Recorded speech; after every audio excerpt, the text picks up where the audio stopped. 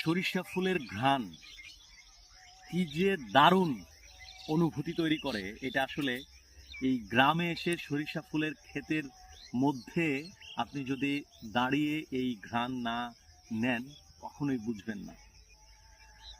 এই সরিষা ফুলের এই ঘ্রাণ এত মধুর, এত সুমিষ্ট, এত চমৎকার একটা ফ্লেভার। গ্রামীণ এই প্রকৃতি আমাকে প্রাণবন্ত করে।